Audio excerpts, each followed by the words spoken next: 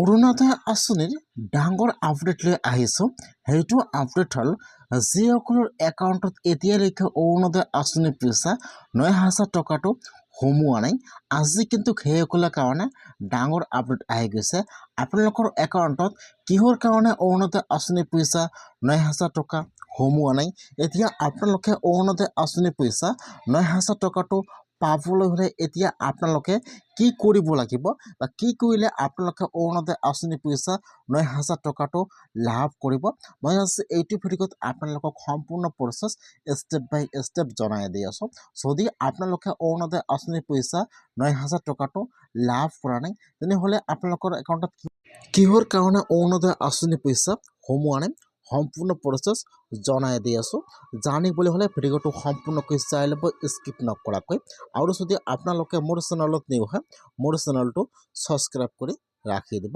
যিহেতু এই মাহৰ 10 তাৰিখে প্ৰায় 40 লাখ মহিলাৰ একাউণ্টত অৰুণোদয় আঁচনিৰ পইচা ৯,০০০কৈ সোমাই গ'ল।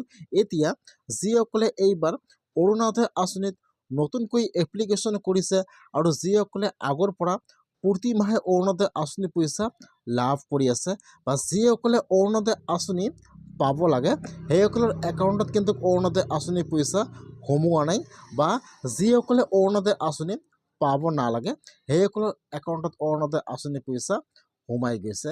এতিয়া আপোনালোকৰ নামটো কিন্তু লিষ্টৰ পৰা কৰ্তন হৈ গৈছে, আৰু কিন্তু যিসকলৰ একাউণ্টত অৰুণোদয় আঁচনিৰ পইচা ৯,০০০ টকা সোমোৱা নাই, আৰু কিন্তু সেইসকলে কেতিয়াও অৰুণোদয় আঁচনিৰ পইচা লাভ নকৰিব।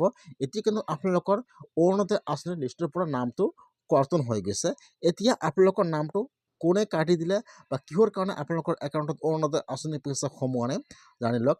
নিশ্চয় চৰকাৰে কিন্তু নাজানে যে আপোনাৰ গাঁৱত কোনসকলে দুখীয়া মানুহ, কোনসকলে অৰুণোদয় আঁচনি পাব লাগে বা কোনসকলে অৰুণোদয় আঁচনি পাব লাগে।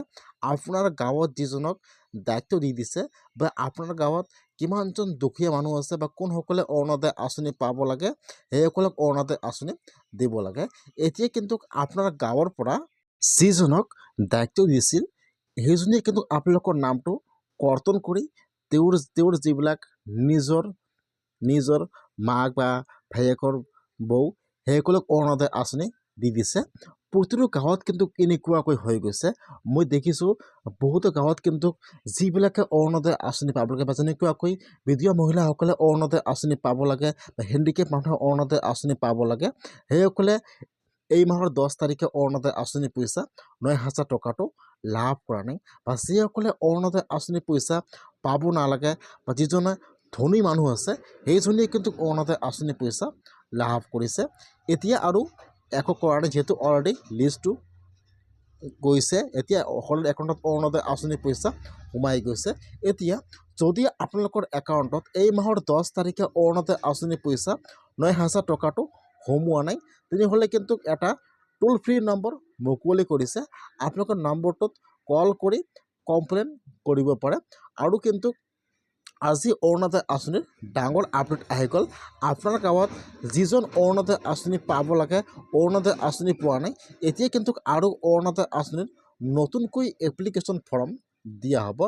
গতিকে গাঁৱত কিন্তু বহুতো বিধৱা মহিলা অৰুণোদয় আঁচনি পোৱা নাই, সেইকাৰণে আৰু অৰুণোদয় আঁচনি নতুনকৈ এপ্লিকেশ্যন আৰম্ভ হৈ যাব বা ডকুমেণ্ট জমা ল'ব প্ৰতিটো গাঁৱে গাঁৱে বা যিজনে অৰুণোদয় আঁচনি পাব লাগে লিষ্টৰ পৰা নামটো কৰ্তন হৈ গৈছে, সেইসকলৰ বাবে প্ৰতিটো গাঁৱত যে কিন্তু এতিয়া ডকুমেণ্ট জমা ল'ব। তাৰপিছত যদি আপোনালোকে অৰুণোদয় আঁচনি পোৱাৰ যোগ্য হয়, তাৰপিছত আপোনালোকে অৰুণোদয় আঁচনি লাভ কৰিব। যদি আপোনালোকৰ একাউণ্টত অৰুণোদয় আঁচনিৰ পইচা ৯,০০০ টকা সোমোৱা নাই, তেনেহ'লে কিন্তু আৰু আপোনালোকৰ একাউণ্টত অৰুণোদয় আঁচনিৰ পইচা নোসোমায়। আজি অৰুণোদয় আঁচনিৰ ডাঙৰ আপডেট আহি গৈছে। এতিয়া আৰু অৰুণোদয় আঁচনিৰ কাৰণে এপ্লিকেশ্যন কৰিব লাগিব।